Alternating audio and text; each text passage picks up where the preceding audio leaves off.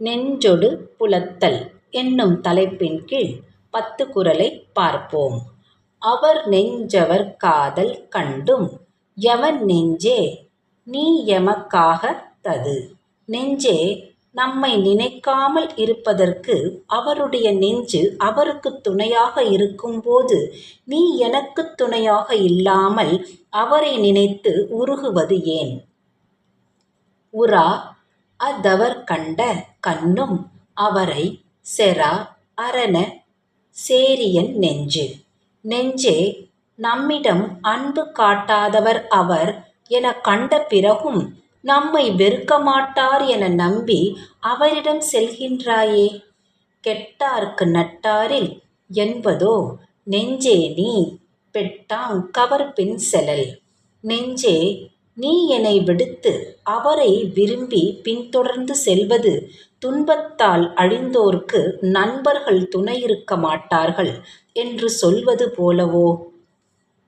இனியன்ன நின்னொடு சூழ்வார் யார் நெஞ்சே துணிசெய்து துவ்வாய்க்காண் மற்று. நெஞ்சே, முதலில் ஊடல் செய்து பிறகு அதன் பயனை கூடலில் நுகர்வோம் என நினைக்க மாட்டாய். எனவே அதைப் பற்றி உன்னிடம் யார் பேசப் போகிறார்கள்? நான் பேசுவதாக இல்லை.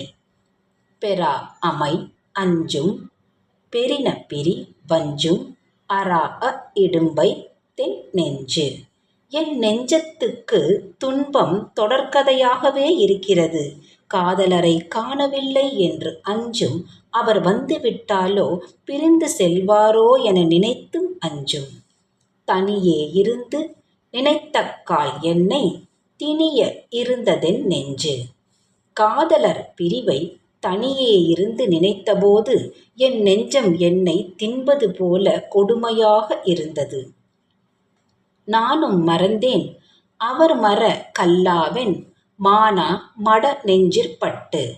அவரை மறக்க முடியாமல் வாடும் என்னுடைய சிறப்பில்லாத மட நெஞ்சத்துடன் சேர்ந்து மறக்கக் கூடாது நாணத்தையும் மறந்துவிட்டேன். எல்லின் இனிவாமென் றெண்ணி அவர் திறம் ஒல்லும் உயிர்காதல் நெஞ்சு. பிரிந்து சென்ற காதலரை இகழ்வது தனக்கே இழிவாகும் என்பதால் அவருடைய பெருமையைப் பற்றியே என்னுயிர் காதல் நெஞ்சம் எண்ணிக் கொண்டிருக்கும்.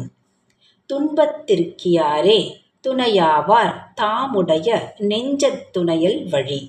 துன்பம் வரும்போது அதனை தாங்குவதற்கு நெஞ்சமே துணையாக இல்லாவிட்டால் பிறகு யார் துணையாக இருப்பார்? தஞ்சம் தமரல்லர் ஏதிலார் தாமுடைய நெஞ்சம் தமரல் வழி.